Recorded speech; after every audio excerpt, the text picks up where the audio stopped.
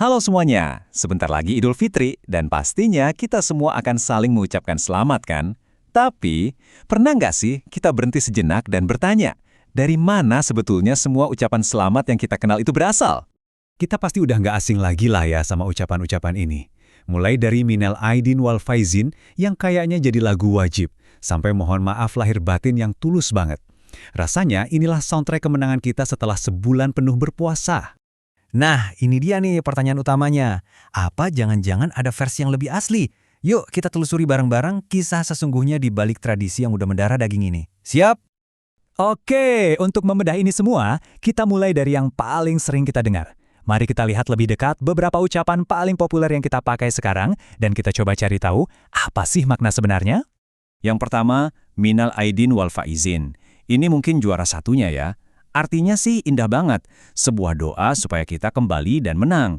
Tapi, yang cukup mengejutkan, kalau kita telusuri sejarahnya, asal-usul ucapan ini justru nggak begitu jelas. Bahkan nggak ditemukan di catatan-catatan awal praktek Idul Fitri di zaman Nabi. Menarik. Terus ada juga pemahaman umum kalau Idul Fitri itu artinya kembali ke fitrah atau kembali suci. Ternyata, ini sedikit salah kaprah secara bahasa loh. Kata fitri dalam Idul Fitri itu akarnya lebih dekat ke iftar, yang artinya ya berbuka puasa. Jadi kita itu sebenarnya merayakan festival berbuka puasa. Detail kecil tapi mengubah makna banget kan? Nah, ini dia yang bikin penasaran. Kalau ucapan-ucapan yang populer banget tadi ternyata bukan yang asli, lalu apa dong yang diucapkan oleh para sahabat Nabi dan generasi Islam pertama? Apa ucapan yang sesungguhnya? Jawabannya ternyata ada di dalam praktik generasi terbaik, yaitu para sahabat Nabi. Mari kita dengarkan gema dari masa lalu yang bakal mencerahkan kita semua. Yap, untuk menemukan jawaban yang paling otentik, kita harus terbang kembali ke masa itu. Kita harus belajar langsung dari mereka yang hidup dan menimba ilmu dari Rasulullah.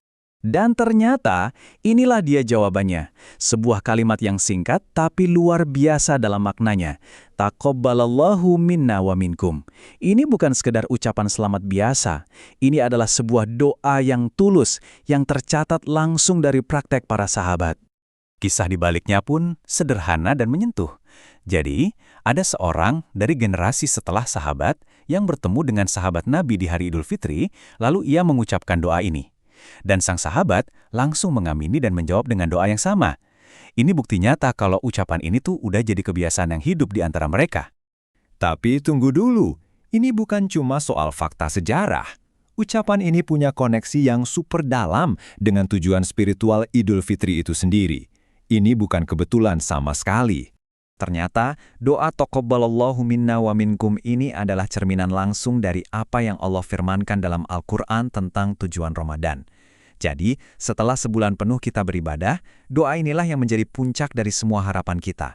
Semoga semua amalan kita diterima olehnya. Coba kita lihat betapa pasnya ini.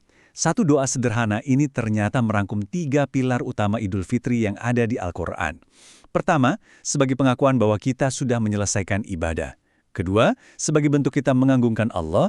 Dan ketiga, sebagai wujud rasa syukur kita. Semuanya ada dalam satu kalimat. Jadi kita bisa lihat ya, ucapan selamat atau tahniah dan kunjungan atau silaturahim itu sebenarnya kayak dua sisi mata uang yang sama. Yang satu adalah ekspresi lisan, yang satu lagi ekspresi fisik. Keduanya adalah wujud dari semangat utama Idul Fitri, yaitu membangun kembali koneksi kita. Dan jangan salah, menyambung tali silaturahmi ini bukan sekedar tradisi sosial ya. Dalam Islam, ini adalah sebuah ibadah yang agung, yang Allah sendiri janjikan bakal mendatangkan berkah yang luar biasa. Setidaknya ada 3 berkah dahsyat yang dijanjikan bagi mereka yang menjaga silaturahmi. Tumbuhnya rasa cinta di antara keluarga, dibukakannya pintu rizki, dan dipanjangkannya jejak kebaikan kita di dunia ini, bahkan setelah kita tiada. Luar biasa kan? Oke, sekarang kita udah punya semua kepingan puzzle-nya. Mari kita rangkai semua temuan ini menjadi sebuah pemahaman baru yang bisa kita bawa saat merayakan Idul Fitri tahun ini. Jadi, sekarang kita tahu ucapan Idul Fitri kita itu bukan lagi cuma sekedar halo atau basa-basi. Setiap kali kita mengucapkannya, sadar atau tidak, kita sedang melantunkan doa, kita menyambung diri dengan sejarah, dan kita mengekspresikan rasa syukur yang paling dalam. Jadi pertanyaannya sekarang untuk kita semua, dengan bekal pengetahuan ini, bagaimana cara kita akan terhubung dengan orang lain di hari raya nanti? Semoga Idul Fitri kita semua tahun ini jadi terasa lebih dalam, lebih hangat, dan jauh lebih bermakna. Taqabbalallahu minna wa minkum.